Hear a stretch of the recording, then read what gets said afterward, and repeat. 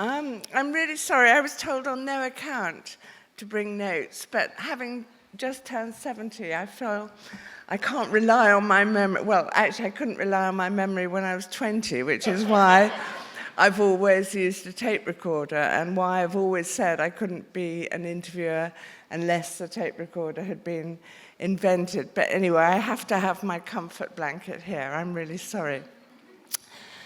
I'm talking about celebrity interviewing because actually it's the only thing I know about. And it's an incredibly narrow speciality. It's sort of equivalent to being an expert in growing giant marrows and not able to grow giant leeks. But my good fortune has been that this narrow speciality has become, in the course of my lifetime, in the course of my career, has become very much sought after, in that more and more magazines, more and more newspapers seem to want celebrity interviews. So whereas I feel that growing giant leeks is probably on the way out, interviewing celebrities seems to have quite a lot of life in it. Anytime I go to book festivals or talk to the public, I'm asked, why don't I interview real people? Everyone always knows somebody who's had an incredibly interesting life and is a great character and has an amazing story to tell, which should be in the papers. And, you know, I believe that these people do have amazing stories to tell and probably should tell them to a reporter and probably should be in the newspapers.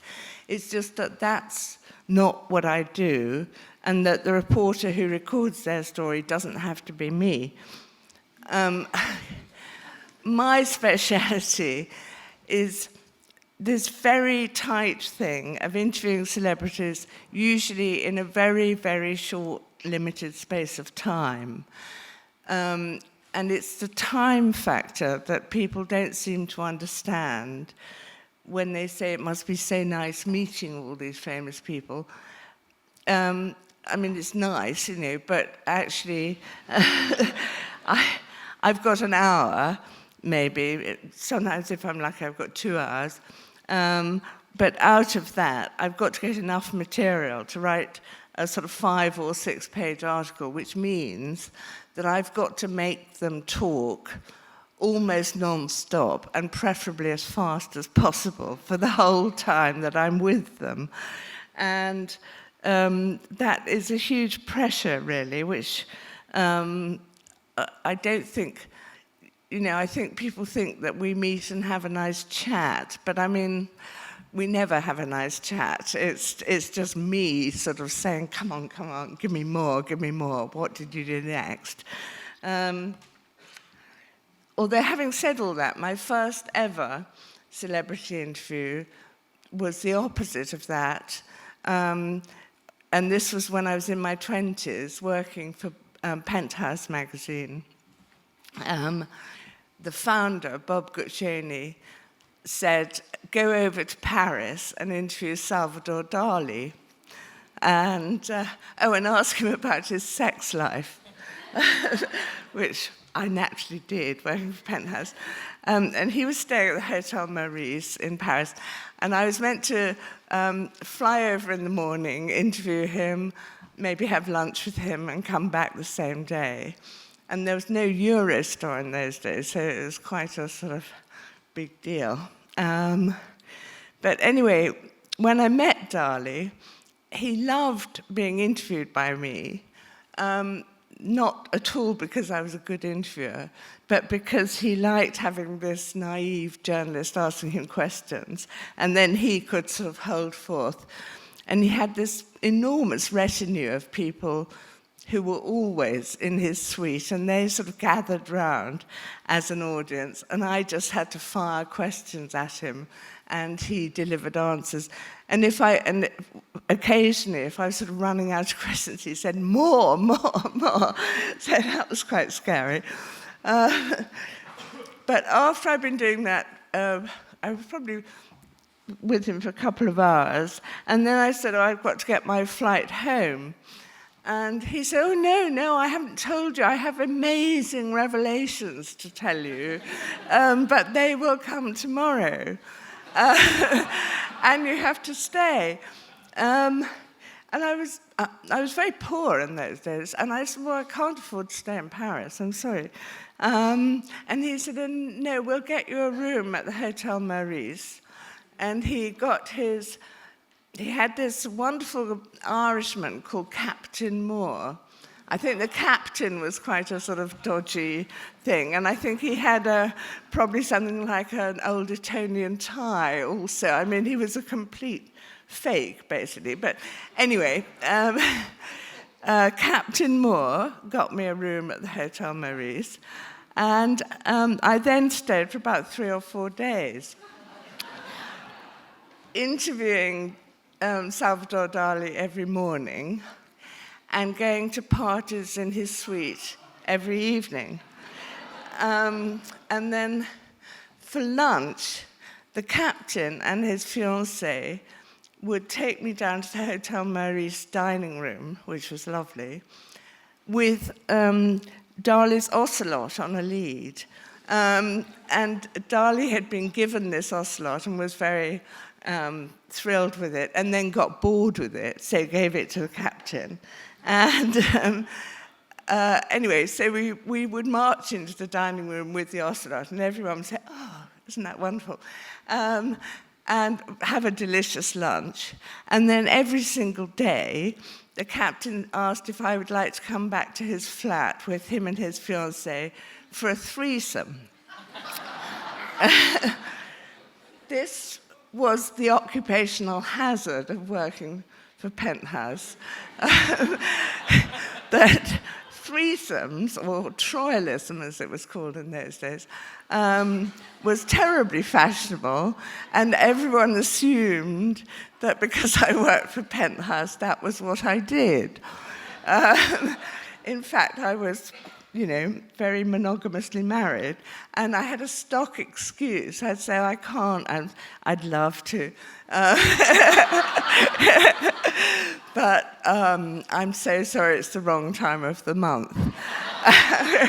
And I always knew that I had to get out of any situation after about 3 or 4 days when I couldn't go on saying it's the wrong time of the month.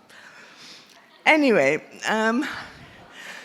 by day 4, Dali's wife, Gala, who was one of the most terrifying women I've ever encountered, had sort of noticed that I was a perennial presence in his suite and was giving me the evil eye. And she was really, really scary, if you can sort of think of Anna Wintour crossed with Cruella de Vil. You've sort of got a tenth of how scary she was. And so Dali said, I think you've probably got enough material. In fact, I got enough material for 20 articles, except I wasn't a very competent writer in those days. But anyway, he said, you'll have to go back. But he gave me this wonderful present, which was a hat that he'd designed for Gala to wear to a fancy dress party in the 30s, which was a sort of wonderful silver cone covered with wax flowers and with butterflies sticking out of it. And I still have it, albeit now very dilapidated, but a memory of my first ever celebrity interview. But the sort of huge mistake I made was because I was so young and so green, I thought, oh, that's what celebrity interviews are like. You go and stay with somebody, they just talk brilliantly for 4 days, and you get a nice present at the end of it. I mean, actually, that was a very unrealistic start. I'd also spent 4 days with somebody and realized that this wasn't always necessarily a good thing. And this was television chef Keith Floyd, if you remember him.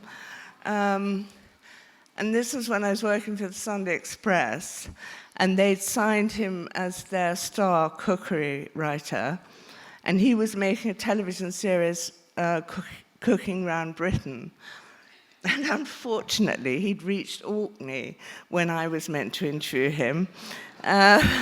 So I flew out to Kirkwall, but then they said, oh, he's filming on Stronsay, which was a tiny, tiny little island. And I had to go on a very small, scary plane to Stronsay.